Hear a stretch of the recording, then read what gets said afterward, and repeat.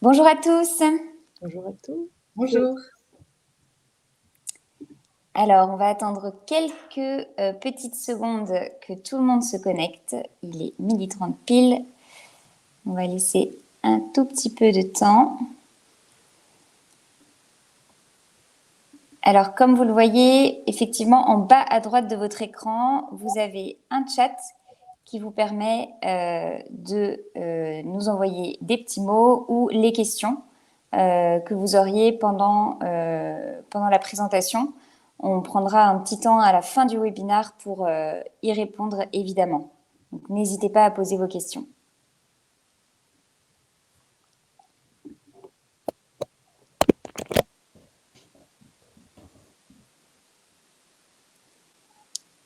Bonjour à tous.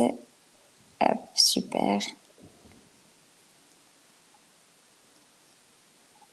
Tout le monde est en train de se connecter. J'espère que tout le monde a eu le temps de prendre son petit sandwich. On sera rapide et efficace. On a 30 minutes tous ensemble.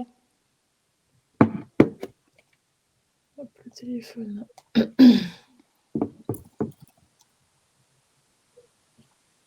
Voilà, bon, je pense qu'on va commencer pour pas prendre trop de retard.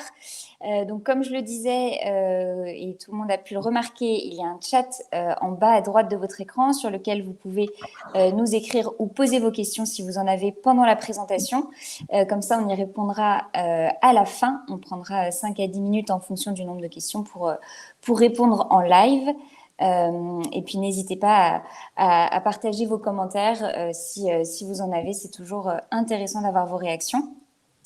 Avant de laisser la parole à Laetitia, qui est notre invitée du jour, on va rapidement se présenter avec Marine. Donc, on fait toutes les deux parties de You Love Words. Donc, je vais commencer par moi, comme ça après je laisse la parole.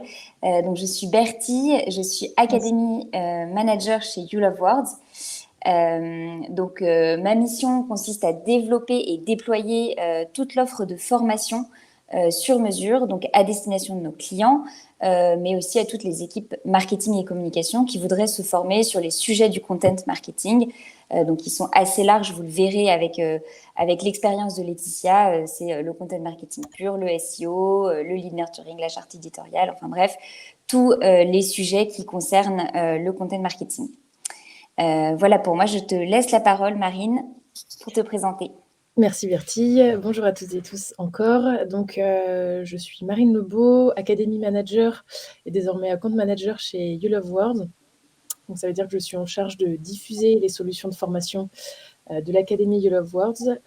Je fais les études des besoins, conception, recommandation de programmes de formation en fonction des configurations et des besoins de chaque équipe. Recommandations de programme avant que Bertie les mette sur pied. Donc, je suis en contact avec à la fois les directions marketing, mais aussi les directions des ressources humaines, parfois les achats, pour cette partie conception, préconception, avant que Bertie les mette sur pied, comme elle l'a dit. Petite introduction pour présenter l'Académie You Love Words. L'Académie You Love Words est née d'échanges avec nos clients chez You Love Words. Ce qu'il faut savoir, c'est que nous, on accompagne depuis près d'une dizaine d'années à peu près 150 clients dans leur stratégie de marketing digital. On est la solution leader de marketing de contenu en France.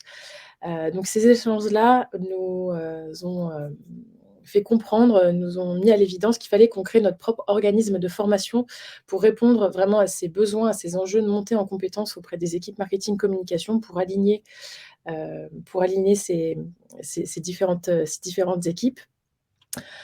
Aujourd'hui, on intervient auprès de nos clients initialement sur le contenu, mais aussi auprès d'autres entreprises. On va justement en parler après avec notre invitée Laetitia. Voilà, peut-être quelques chiffres du coup, Bertie, si tu voulais revenir sur l'Académie. Oui, effectivement, très rapidement. Donc, l'Académie, c'est un projet qui existe depuis maintenant le mois de janvier 2022, donc un peu moins d'un an. On a formé plus de 40 collaborateurs sur nos comptes clés. On a conçu près de 11 programmes donc sur mesure, donc c'est-à-dire qu'on a vraiment pris à chaque fois le besoin de notre client pour adapter le déroulé, les modules, les exercices pratiques à la réalité du business de chacun. Et ce qui a donné lieu à 18 journées en immersion chez Hollywords. Donc Hollywords, c'est le lieu qu'on a créé dédié au content marketing, c'est aussi nos bureaux et c'est là où nous accueillons les formations en présentiel, puisque c'est un des principes de notre académie aussi, c'est au maximum de réaliser ces formations en présentiel. Donc concrètement, on construit des dispositifs pédagogiques vraiment sur mesure pour les équipes marketing, communication, COMEX, comme l'a dit Bertie, chez nous, chez Hollywords. C'est là où justement Laetitia a fait venir ses équipes. Après, on s'adapte aussi aux besoins et aux configurations des différentes équipes. On peut le faire aussi à distance. Enfin, tout est vraiment sur mesure. Du coup, Laetitia, je te laisse te présenter et nous parler un petit peu du cas de groupement domicile et compétences, s'il te plaît. Ça marche. Alors, rebonjour à tout le monde et merci à YouLoveWords de m'avoir invitée pour ce webinaire. Donc, je suis la directrice du pôle marketing et communication pour le groupement Domicile et Compétences. C'est un groupe qui aujourd'hui comprend 3 marques, Hyperia, Insitu et UDD. Et toutes ces marques, à leur manière, elles ont pour vocation à faire du domicile un territoire de compétences reconnu. Vu que c'est un peu complexe et que l'idée, c'est de ne pas passer tout webinaire à détailler tout ça, on a des sites internet et des profils LinkedIn, donc tout le monde peut aller se renseigner.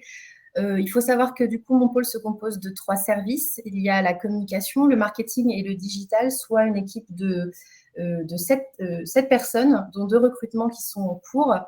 Et notre terrain de jeu, si je peux dire ça comme ça va en gros du conseil aux relations presse, en passant par l'événementiel, le digital forcément, donc la création et la gestion des environnements externes, des environnements numériques externes du groupement, le SEO, le SIA et j'en passe, tout ça pour finir bien sûr sur la stratégie de contenu pour l'ensemble de nos marques, le sujet qui va nous occuper pour les 20 prochaines minutes.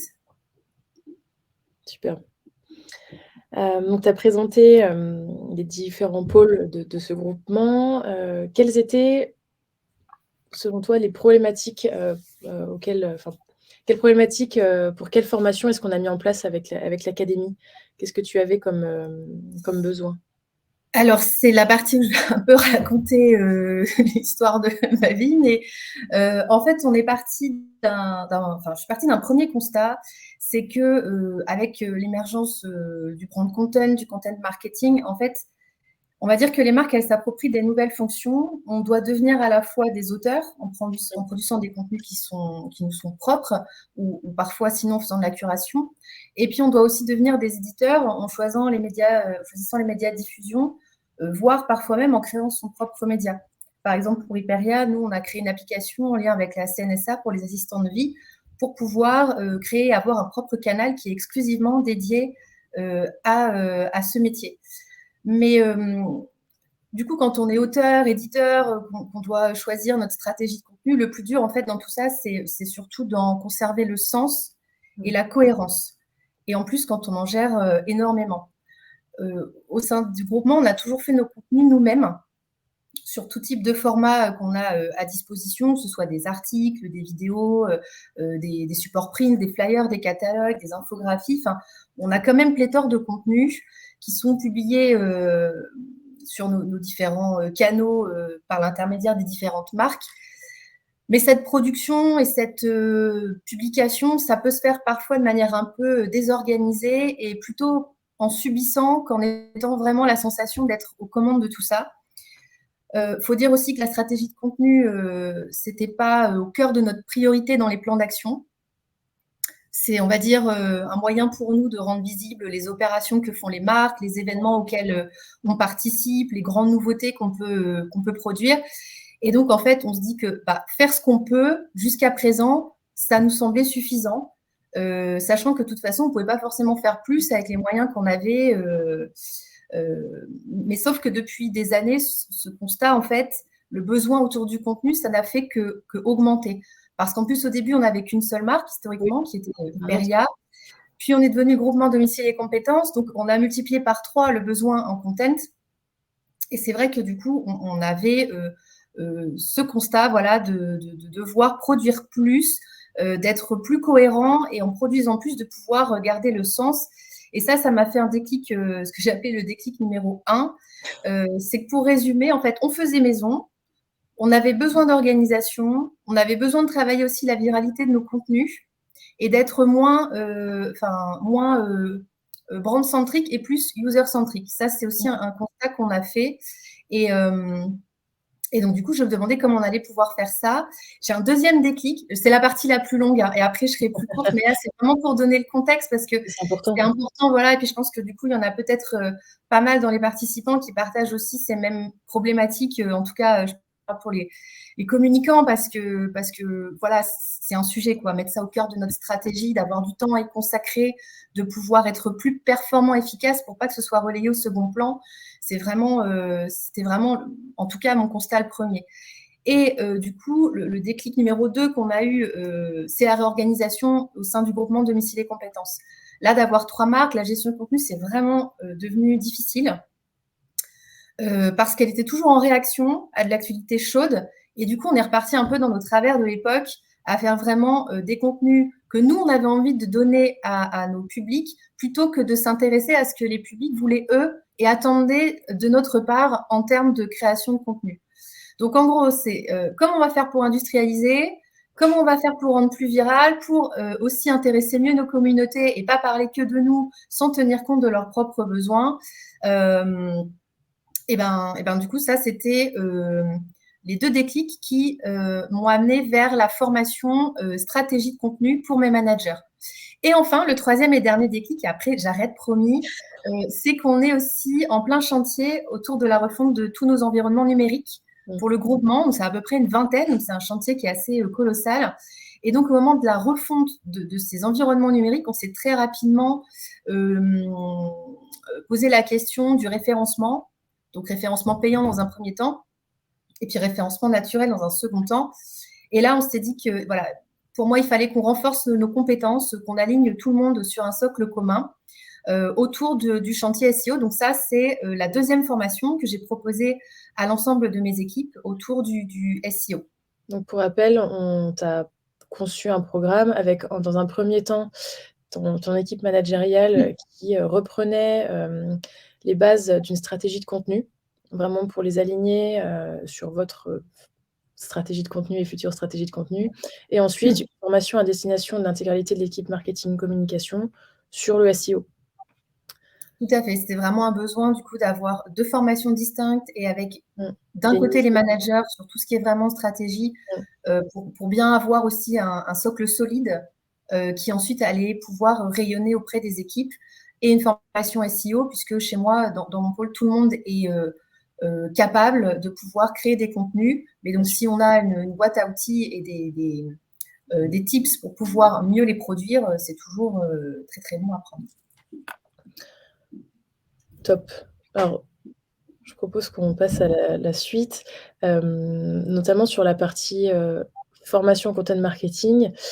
Comment s'est déroulée la préparation de la formation? On a remis un petit timing. En fait, ça s'est fait en un bon mois, quoi, le temps qu'on fasse le kick-off. Comment tu l'as vécu, cette préparation de formation?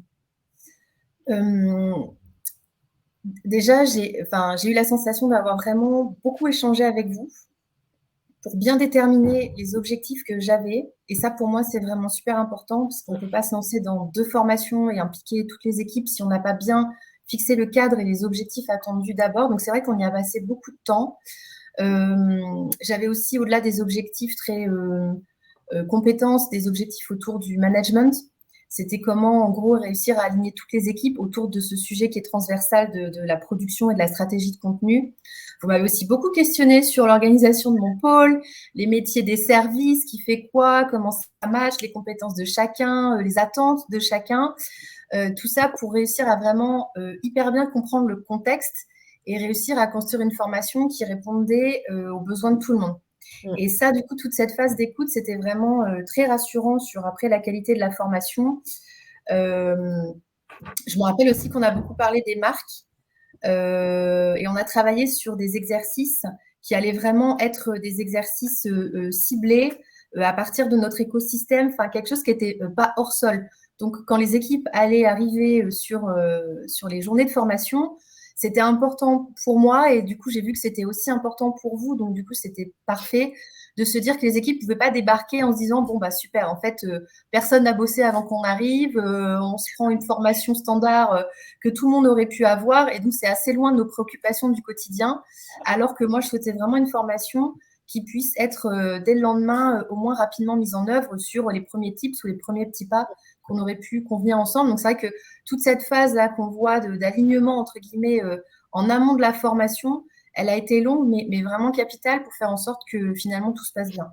Bah, ça peut paraître un peu déroutant qu'on pose autant de questions, mais justement, ces questions-là nous permettent de connaître presque individuellement chacun des participants à la formation pour pouvoir adapter le discours et le contenu au plus proche des besoins de chaque participant, quoi.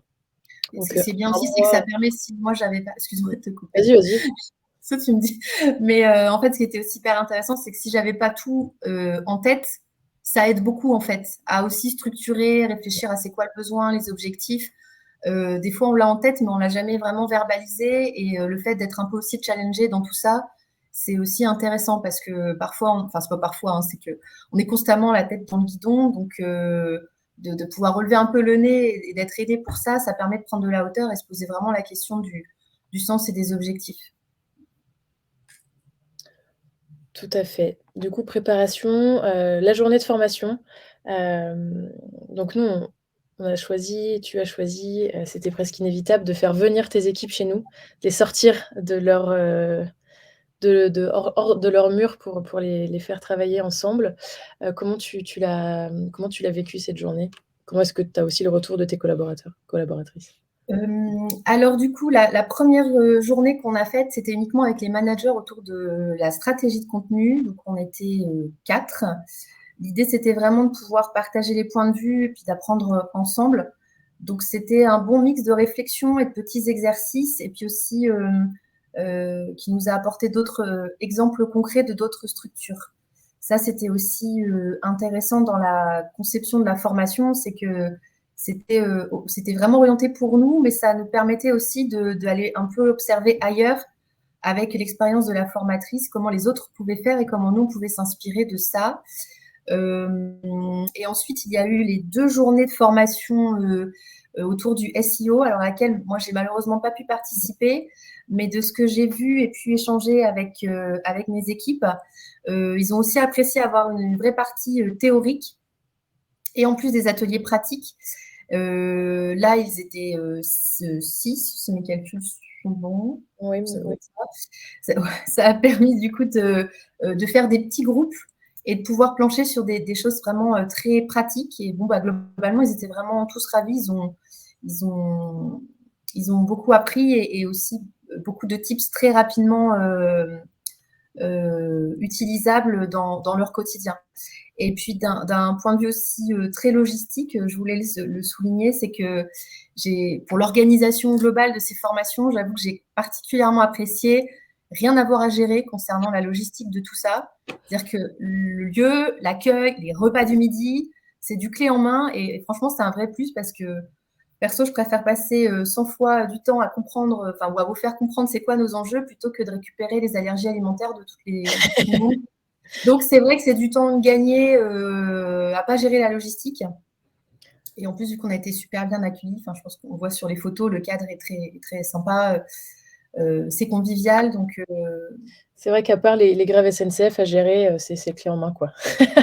Voilà, il y a toujours ce petit souci qui est récurrent, mais bon, ma foi.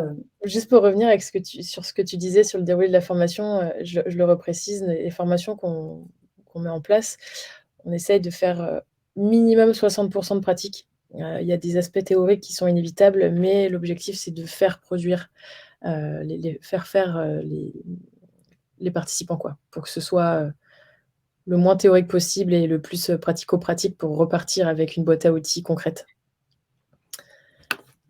Justement, sur ces journées de formation, est-ce que tu pourrais revenir sur des éléments clés, des choses que tu pourrais citer comme les découvertes les plus importantes que tu as retrouvées?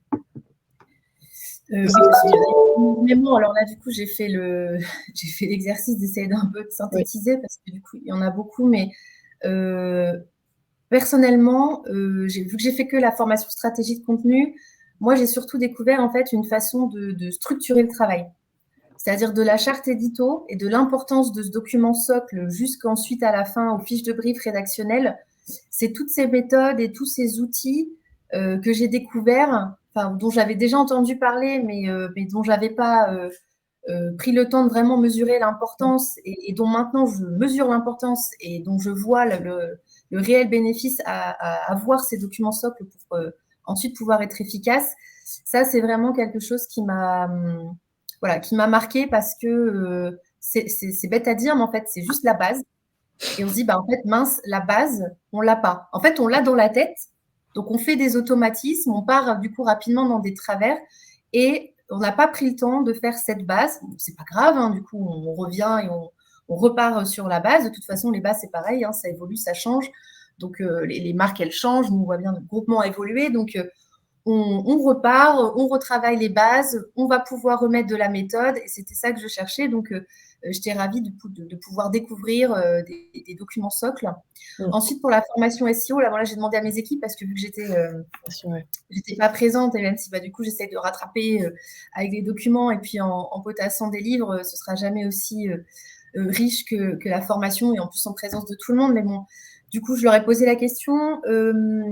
Donc vraiment, ce qui leur a plu, je le répète, mais c'est d'avoir beaucoup de tips qui étaient rapidement facilement compréhensibles et ensuite rapidement déployables dans leur quotidien. Et là, ils m'ont cité des exemples. C'est ceux qu'on voit entre guillemets, dans la slide, mais il y a par exemple l'utilisation des backlinks. Donc apparemment, 3 liens externes trois liens internes et un lien externe pour être bien dans la création de contenu. Donc on essaye maintenant de s'attacher à au moins l'avoir en tête et essayer de faire le maximum pour pouvoir être efficace là-dessus. Pareil sur la taille minimum des textes à produire. Nous, on n'était pas du tout à 700 mots, alors que ce qu'ils ont appris, c'est qu'il fallait faire 700 mots. Donc là aussi, bon, ils font ce qu'ils peuvent, mais ils ont ça en tête et ils vont tendre à aller progressivement vers ce qui est le plus efficace pour le référencement naturel. L'ajout aussi du texte de remplacement sur les visuels. Ça, c'est pareil, en fait, ça peut être bête, mais faute de temps, c'est le premier truc qu'on fait pas. Quand on publie, que ce soit en native ou sur des WordPress, c'est des choses qu'on fait pas, alors qu'en fait, il faudrait vraiment se forcer à le faire parce que ça a un réel impact sur le référencement. Aussi, tout le côté technique, c'est-à-dire on a nos sites internet qui sont déjà en ligne, mais parfois les balises sont pas bien remplies. Ou alors, quand on crée des nouvelles pages, encore une fois, faute de temps, on ne pense pas à remplir bien les balises. Ou quand on change un peu d'orientation. Pardon ? L'hygiène SEO du site, c'est hyper important. Mais carrément. Et en fait, mais encore une fois, il y a souvent, on se dit que c'est c'est pas une excuse, mais de dire que c'est la faute au temps. C'est-à-dire que nous, ce qui compte, c'est de publier l'article parce qu'il faut le publier. Mais derrière, en fait, on ne voit pas tout le côté technique. On ne voit pas toute la partie logistique qui est à mettre en œuvre et qui finalement compte autant que la qualité des mots qu'on a choisis et du visuel qu'on a choisi et du titre qu'on a travaillé pour pouvoir valoriser l'actualité ou valoriser le contenu qu'on a essayé de produire. Donc ça, c'est aussi important et ils en ont pris conscience. Et maintenant, ça va être mis en œuvre quand on va refondre les sites et puis on va faire un balayage global de l'ensemble de nos environnements. Donc, il y en a vraiment eu pour tout le monde, hein, que ce soit la com, le marketing ou le digital, les 3 services. Il y a vraiment eu des tips pour tout le monde. Et puis, au-delà pour finir sur ça, du coup, de se dire qu'en fait, ça va au-delà de son périmètre personnel.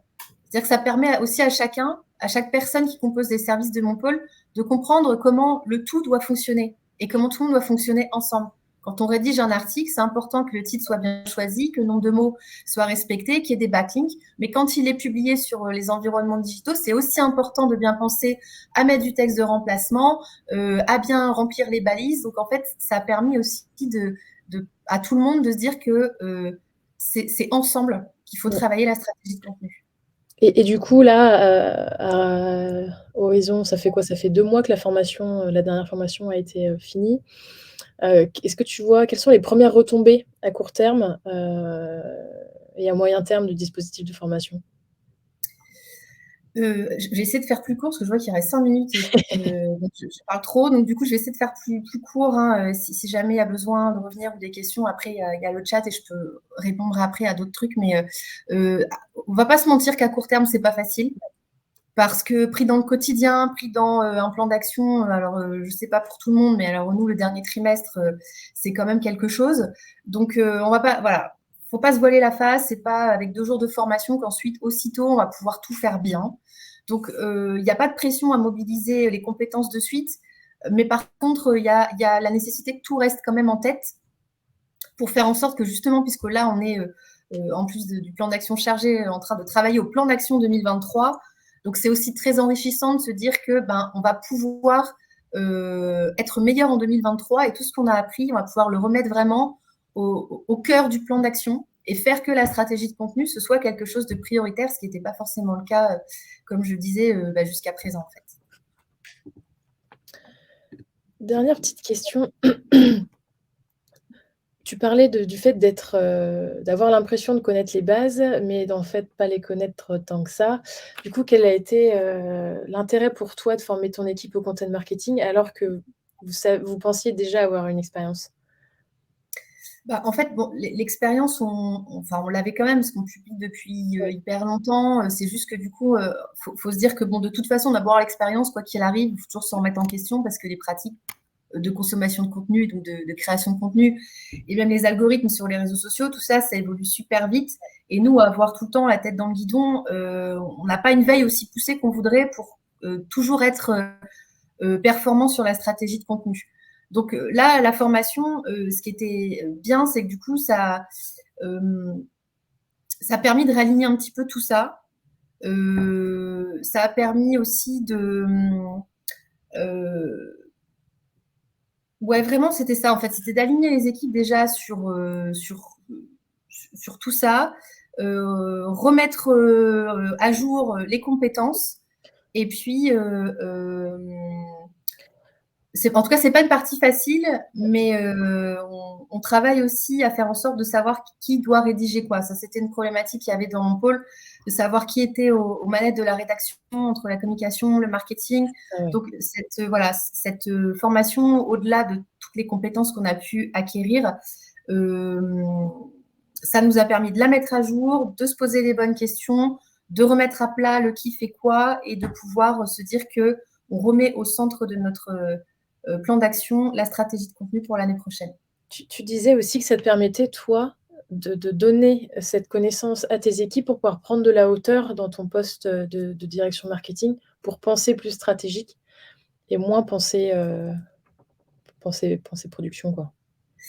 Là aussi, c'est pas facile, hein, du fait d'être complètement engorgé dans le quotidien, dans toutes les opérations qu'il y a à mener. Mais c'est vrai que plus tout le monde prend la compétence, plus tout le monde ensuite peut la développer, devenir autonome dans ses activités et donc être plus performant et avoir aussi moins besoin d'étapes de contrôle. Et donc tout ça fait qu'à un moment donné, à être plus efficace, plus industriel, avec plus de méthodes, ça sécurise plus aussi la production de contenu. Donc quelque part, ça libère aussi de la charge mentale de tout le monde. Je dis pas que là on y arrive, je dis surtout pas que c'est pas le cas maintenant, mais en tout cas c'est ce vers quoi en tout cas je souhaite qu'on puisse Mmh. tendre tous ensemble l'année prochaine. Dernière petite question, tu en as parlé, mais c'est quand même important de le rappeler dans le contexte, duquel on sort avec tout ce qui est covid et tout. La formation en présentiel, nous, on est vraiment convaincus que c'est hyper important, mais c'est encore mieux si tu nous expliques pourquoi tes équipes, ont été vraiment satisfaites de se déplacer, parce que parfois ça peut paraître un peu, bouger tout le monde, en fait, c'est indispensable, je trouve. Surtout avec les soucis de train, effectivement, c'est un vrai investissement de pouvoir se déplacer. Non, enfin, écoute, la réponse que je peux te faire, c'est que même si ça va être super cliché, en fait, que ce soit, enfin, c'est Covid ou pas d'ailleurs, en fait, c'est une réalité, le besoin de se retrouver en présentiel, tous ensemble. Il faut savoir que je ne l'ai pas précisé, mais j'ai une partie des équipes qui sont à Alençon et une partie des équipes qui sont à Paris. Donc, c'est pas souvent qu'on se voit tous ensemble. Et quand on se voit tous ensemble, il faut que ce soit des vrais moments à valeur ajoutée et des moments de qualité. Donc, ça contribue à la cohésion d'équipe, hein, ça c'est indiscutable. Et puis surtout aussi de se retrouver en dehors du cadre de travail, en dehors du quotidien, et être dans d'autres locaux, ça facilite vraiment la coupure, parce que tout ça, ça fait une sorte de parenthèse compétence en fait.